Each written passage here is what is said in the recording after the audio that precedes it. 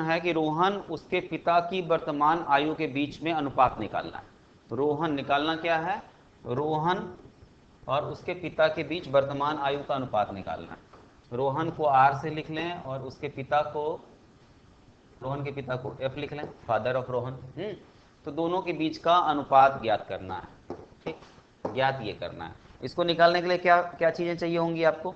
5 वर्ष पूर्व रोहन की आयु उसके पिता की 1/5 थी। 5 वर्ष पूर्व, पहली इक्वेशन क्या है, पहली इक्वेशन,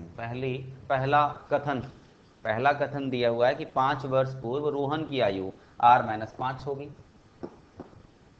5 वर्ष पूर्व रोहन की आयु r-5, उसके पिता की आयु की 1/5 थी। 1/5 ये क्या होता है, 1/5। 1/5 नहीं समझ में आ रहा, 1/5 थी। ठीक है, तो कितनी थी, f-5/5। ठीक है, अब आप अगर देखें तो दोनों के बीच में अगर रेशियो निकालना है, इसी से निकल जाएगा पूरा का पूरा रेशियो r और 5 f का। r और f का इस रेशियो किससे निकल जाएगा, केवल एक नंबर से ही निकल जाएगा।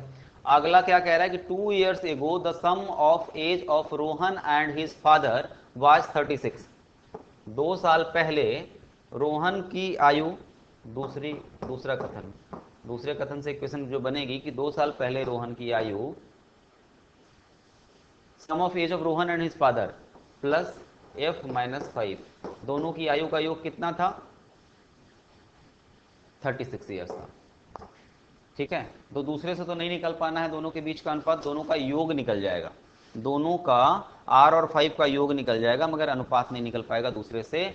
तीसरा कथन क्या है कि the sum of age of Rohan his mother की बात ही नहीं, तो तीसरे कथन तो कोई मतलब ही नहीं है। तो पहले कथन से नहीं, केवल दूसरे कथन से नहीं, केवल पहले कथन से हो सकता है, तीसरे से नहीं, दूसरे से नहीं, केवल पहले कथन से संभव है, यानी ओनली वन से, ओनली वन अगर होगा तो हो जाएगा, दोनों के बीच का अनुपात निकल जाएगा।